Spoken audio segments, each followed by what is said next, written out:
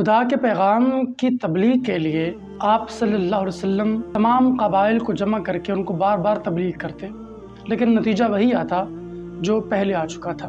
ہجرت حبشہ ہو یا شیب ابی طالب میں محصور ہونا ہو یا پھر عام الحزن کا حضور پر گزرنا ہو، ہر حال میں اللہ تعالیٰ کی رضا پر حضور راضی رہے۔ آپ کو خوش آمدید کہتے ہیں سیرت النبی صلی اللہ علیہ وسلم کے 4 ایپیسوڈ کے اندر۔ آج ہم بات کریں گے کہ حضور اکرم صلی اللہ علیہ وسلم کو کیسے شیب ابی طالب میں محصور کر دیا گیا اور کیسے کیسے آپ پر مظالم ڈھائے گئے اور آپ نے ان کو برداشت کیا۔ سب سے پہلے یہ دیکھتے ہیں کہ جب نبی اکرم صلی اللہ علیہ وسلم نے اپنی بات سب لوگوں کو کہی اور نتیجے کے طور پر لوگوں نے آپ کی بات کو زیادہ اہمیت نہ دی، تو پھر وہ ظلم و ستم پر اتر آئے۔ کفار مکہ کو جب اس بات کا علم ہوا کہ تیزی کے ساتھ اسلام بڑھ رہا ہے، یہ ہو سکتا ہے کہ کل کو ان کی تعداد بڑھ جائے اور یہ میجورٹی بن جائیں اور ہم مائنورٹی بن جائیں، تو نبی اکرم صلی اللہ علیہ وسلم نے مسلمانوں کو حکم دیا کہ تم حبشہ کی طرف ہجرت کر جاؤ۔ مکہ سے تھوڑا سا دور ایک علاقہ تھا جسے حبشہ کہا جاتا ہے۔ یہ وہ علاقہ ہے جس کے والی کو نجاشی کہا جاتا تھا۔ نجاشی بڑا رحم دل اور بڑا ہی نرم مزاج آدمی تھا، تو ابتدائی طور پر مسلمانوں نے حبشہ کی طرف ہجرت کی، جس میں 11 مرد اور 4 عورتیں ہیں۔ اب حضور اکرم اور آپ کا سارا خاندان مکہ میں موجود تھا۔ کفار نے سوچا کیوں نہ حضور کو ڈائریکٹ اذیت دی جائے اور ان کے قتل کا منصوبہ بنایا جائے۔ انہوں نے طرح طرح کی اذیتیں دیکھ کر آپ کو دیکھ لیا تھا، لیکن اب وہ آپ کا سوشل بائیکاٹ کرنا چاہتے تھے۔ اس لیے انہوں نے ایک معاہدہ لکھا اور اس معاہدے میں یہ طے پایا کہ کوئی بھی عرب قبیلہ قریش، خاص طور پہ بنو ہاشم کے ساتھ کوئی معاملہ نہیں کرے گا، چاہے وہ خرید فروخت ہو، نکاح کا معاملہ ہو، کوئی لین دین ہو، کوئی بھی ایسا معاملہ جو ایک قبیلے کو دوسرے قبیلے کے ساتھ جوڑتا ہے وہ نہیں ہوگا، حتیٰ کہ ان کو کھانا پینا بھی نہیں دیا جائے گا۔ تو حضرت ابو طالب اپنے سارے خاندان کو لے کر اور حضور کو لے کر مکہ کے قریب ایک پہاڑ کی اوڑ میں چلے گئے۔ اسی کو شیب کہا جاتا ہے، شیب ابی طالب۔ اس میں آپ نے 3 سال گزارے اور خاندان بنو ہاشم کی حالت یہ ہو چکی تھی کہ آپ پتے کھا کر گزارا کیا کرتے تھے، نہ کھانے کو کچھ ہے نہ پینے کو کچھ ہے، بلکہ چپ کے کچھ لوگ جو مدد کرنے کے لیے آتے تھے وہ کچھ راشن دے دیا کرتے تھے، انہی سے گزارا ہوتا تھا۔ اسی کڑے امتحان میں حضرت خدیجہ رضی اللہ تعالیٰ عنہ جو ہیں وہ بھی حضور کے ساتھ رہیں، جنہوں نے عیش و عشرت کی زندگی دیکھی تھی۔ سارے بنو ہاشم نے وہی اذیتیں جھیلیں جو حضور اکرم صلی اللہ علیہ وسلم نے برداشت کی۔ یہ معاہدہ 3 سال تک چلا۔ اس معاہدے کو لکھنے والے کا نام منصور بن اکرمہ تھا۔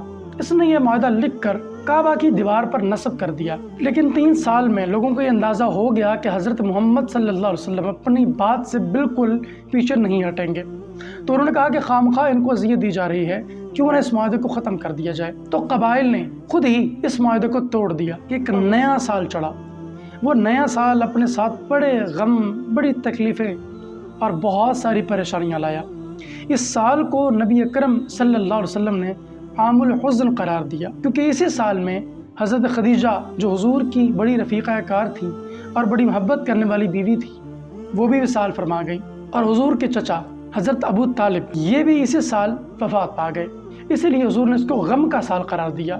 اور یہ سال بھی ابھی کمپلیٹ نہیں ہوا تھا کہ کفار مکہ کو دوبارہ احساس ہوا کہ حضرت محمد پر دوبارہ یلغار کر دی جائے، تو انہوں نے وہی کیا۔ ان کو پتا تھا کہ عبد المطلب کے بعد ابو طالب ڈھال تھے حضور کی، لیکن اب وہ بھی دنیا سے رخصت ہو چکے ہیں، تو کیوں نہ ان پر دوبارہ یلغار کی جائے۔ اور حضرت خدیجہ بھی اپنے مال اور متاع کے ذریعے حضور کی بڑی خدمت کیا کرتی تھی اور بڑی ہیلپ کرتی تھی۔ اب وہ بھی دنیا میں نہیں رہی تو ہمارے لیے راستہ خالی ہے۔ لیکن حضور اکرم صلی اللہ علیہ وسلم کچھ دیر کے لیے مکہ سے چلے گئے اور طائف پہنچے، اور آپ نے سوچا کہ کیوں نہ طائف جا کر تبلیغ کی جائے۔ جب آپ طائف گئے تو یہ ایک ایسا علاقہ تھا جس میں 3 بھائی بہت بڑے عہدوں پر فائز تھے، بلکہ سردار ہی مانے جاتے تھے، اور یہ شہر انہی کے نام سے جانا جاتا تھا۔ ایک کا نام بتایا جاتا ہے عبد یا لیل، ایک بھائی کا نام مسعود تھا، اور تیسرے بھائی کا نام حبیب تھا۔ جب آپ صلی اللہ علیہ وسلم نے ان کو تبلیغ کی اور دین کی بات پہنچائی اور اللہ کا پیغام ان تک پہنچایا، تو ان لوگوں نے بالکل ماننے سے انکار کر دیا اور نہایت ترس روئی سے حضور کو کہا کہ آپ یہاں سے چلے جائیں، آپ کا یہاں کوئی کام نہیں۔ بلکہ ستم بالائے ستم یہ کیا کہ آپ کے پیچھے شہر کے غنڈے لگا دیے۔ ان غنڈوں نے یہ کیا کہ آپ صلی اللہ علیہ وسلم کو ہر طرف سے برا بھلا کہتے اور آپ کو پتھر مارتے۔ یہ اس قدر ظالم تھے کہ دائرہ بنا کر انہوں نے حضور پر ظلم کیا، درمیان میں حضور کو کھڑا کر دیا اور پتھر مارنا شروع کر دیے اور تانے کستے تھے اور عجیب و غریب باتیں کرتے، ساحر اور مجنون کہتے۔ اور جب حضور کے ایک پاؤں پر پتھر مارتے، حضور اسے اوپر اٹھا لیتے، دوسرے پاؤں پر پتھر مارتے اور اتنے پتھر حضور پر برسائے کہ حضور کا مبارک بدن لہو لہان ہو گیا اور جوتے جو تھے وہ خون سے بھر گئے اور حضور زخموں سے نڈھال ہو گئے اور وہاں سے نکل کر ایک اور وادی میں چلے گئے۔ وہاں پر ایک انگور کی بیل لگی ہوئی تھی، وہاں پر حضور اکرم صلی اللہ علیہ وسلم لیٹ گئے۔ ایک شخص تھا جس کا نام عتبہ بن ربیعہ بتایا جاتا ہے۔ یہ اگرچہ کافر تھا لیکن اس کو حضور کی حالت دیکھ کر بہت ترس آیا۔ اس نے اپنے غلام عداس کو حضور کی طرف بھیجا اور چند انگور کے خوشے دیے اور کہا کہ جا کر ان کو دے دو۔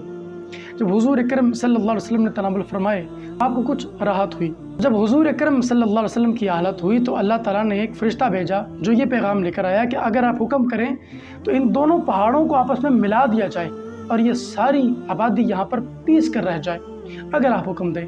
لیکن حضور نے منع کر دیا اور ان کے لیے دعا فرمائی اور یہ کہا کہ یہ لوگ مجھے نہیں جانتے۔ آپ صلی اللہ علیہ وسلم نے مطعم بن عدی نامی ایک شخص کو پیغام بھیجا۔ یہ وہ شخص تھا جو بہت شریف النفس بنا جاتا تھا اس پورے علاقے کے اندر۔ اس کو پیغام بھیجا کہ مجھے اپنی پناہ میں لو۔ اس شخص نے جب حضور کو اپنی پناہ میں لیا تو وہ شخص اور اس کے بیٹے حضور اکرم صلی اللہ علیہ وسلم کی حفاظت میں ہر طرف سے آ گئے۔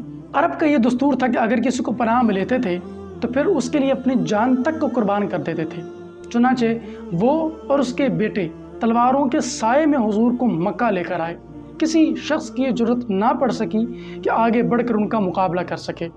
لیکن حضور اکرم صلی اللہ علیہ وسلم جیسے ہی مکہ پہنچے تو آپ نے پھر تبلیغ کا سلسلہ شروع کر دیا، چونکہ اللہ کی طرف سے حکم تھا۔ لیکن انہی دنوں میں عرب کے اندر بڑے بڑے میلے لگنا شروع ہو گئے جو کہ ہزاروں سالوں سے لگتے آ رہے تھے۔ ان میں مجنتا، ذوالمجاز اور اکاز کا میلہ تھا۔